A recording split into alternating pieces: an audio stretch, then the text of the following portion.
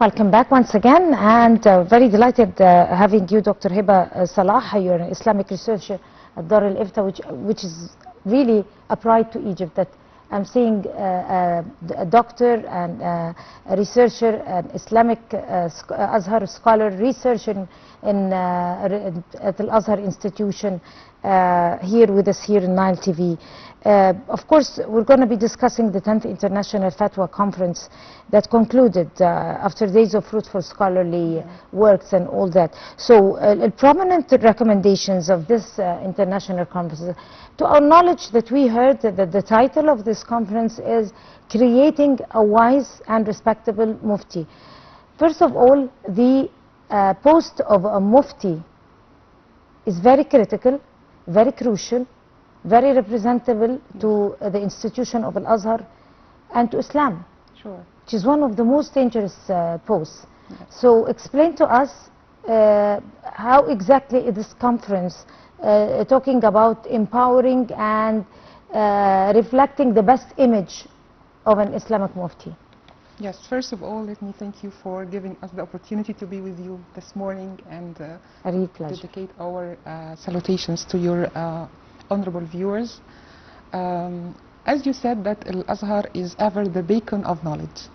So I think this important conference in such critical times of the rapid change in digital technology and the AI so fast or speed in that we are witnessing these days, it brought to light the idea that the Mufti or religious institution in general is not away, is not excluded from the society and the changes we are witnessing.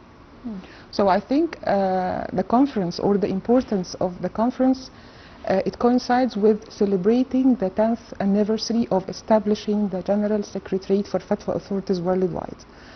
This umbrella that was established 10 years ago to gather all muftis and scholars from worldwide under one umbrella in cooperation to be part of the Azhar institution, to continue the message of moderate speech and the moderate Islamic discourse.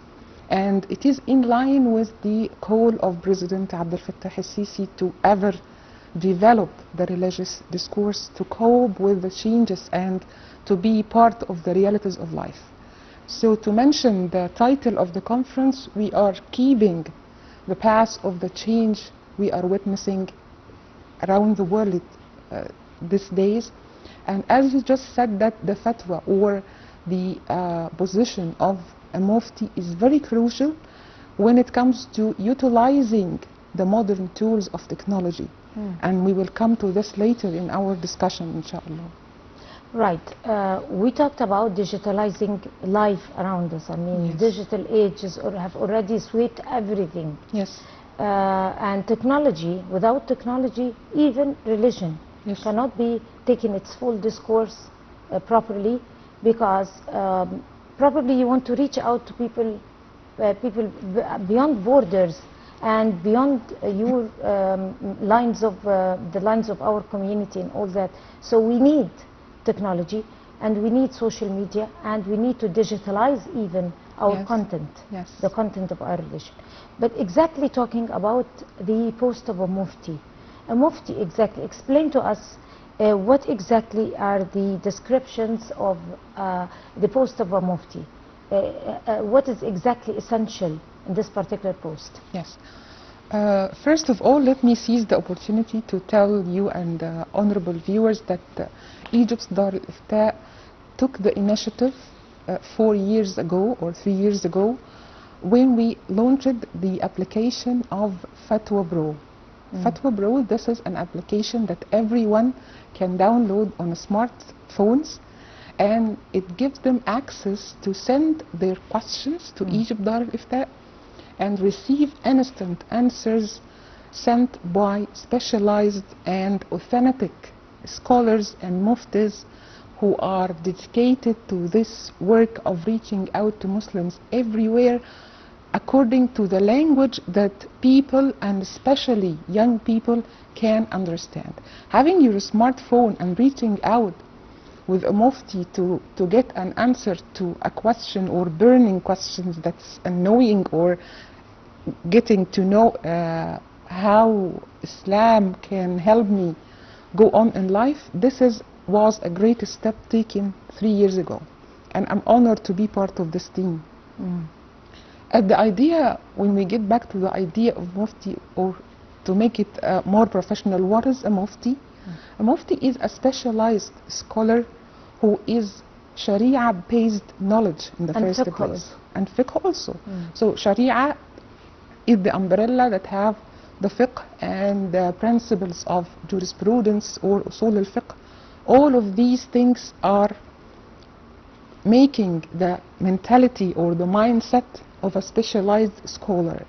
And under the umbrella of the Azhar, we have the moderate and thoughtful school of the moderate scholars throughout the years. More than 1,000 years, the Azhar is getting the idea of reaching out to people according to the language they can understand. It is part of our life, because simply religion is for life, not to be excluded from life. Exactly. So when you understand your religion or your faith properly, you can reach out to people according to the way and the language they can understand. Let me interfere here, and I'm very glad, I really great respect to that word faith. Yes. Referring to religion as faith, it is the best definition Yes, of, sure. Of religion. Religion is faith, whatever it could be. Yes. If it's Islam, Judaism, Whatsoever. or Christianity, or Buddhism, or whatever it is a faith of a person, and it deserves full respect of anybody. Sure. Regardless this if I this do is agree one with of it the or not. core and the proper ethics that the religion of Islam calls for.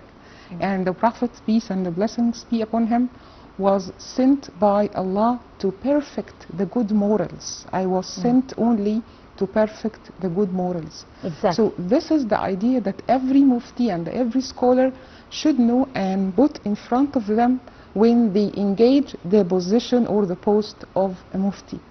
And also, a mufti is a character, a scholar, an Islamic scholar who is representing this religion. Yes. And representing Al-Azhar institution, and representing all the people that he is talking Sure. to.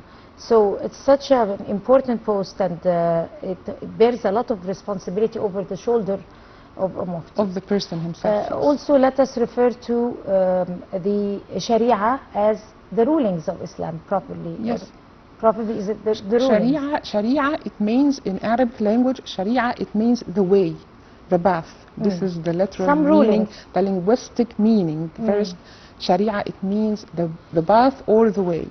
When it comes to the technical term, Sharia, it means the ruling of Islam based on the revelation that was sent to Prophet Muhammad, peace and the blessings be upon him, which it comes from two main sources, the Quran and the Sunnah, or the prophetic tradition of the Prophet. Exactly. So how did all these studies and negotiations and results address the issue of unifying fatwa authorities globally?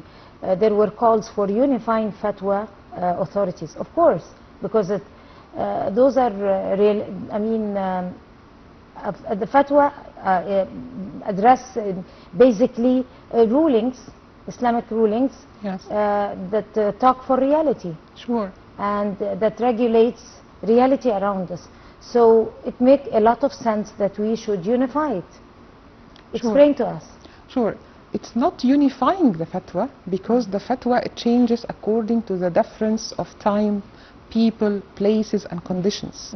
Not every ruling can be applied. The ruling that has been applied 50 years ago, we cannot apply it today in 2025. All respect to this. So the idea of the fatwa is flexible. It should be changed. And according to this change, the idea of the 10th conference was implemented 2 days ago, or a couple of days ago. The idea of unifying the fatwa authorities or the fatwa institutions, this is what the General Secretariat for Fatwa Authorities worldwide is working on. It is dedicating its work and effort to unify the muftis or the scholars in order to cope up with the changes that's going around us in the world. And this conference is a great example of what we are working on. We have the AI, we have the intelligence or the artificial intelligence, which is a weapon that has either edges. A two-sided weapon. Yes, we have pros and cons, or the positive and negative, like anything new we are dealing with. So I think it is unifying the scholars, not the fatwa. So we are unifying the scholars and unifying also our technique. Sure. So that we can be able to cope with the momentum. Yes. But at the same time, talking about issues of fatwa, should it be unified? I mean, it's very important. I mean, total respect to what you said, that fatwa change with the pace of time, with the conditions of people in general. It doesn't stay still with a certain, age. Yes, let me give you an example. During the COVID-19 or Corona, there were many fatwas relating to preventing the congregational in mosques, because we are trying to eliminate the epidemic. Of course. So going for public places or to be in congregation in the mosque will put a threat to the lives of people.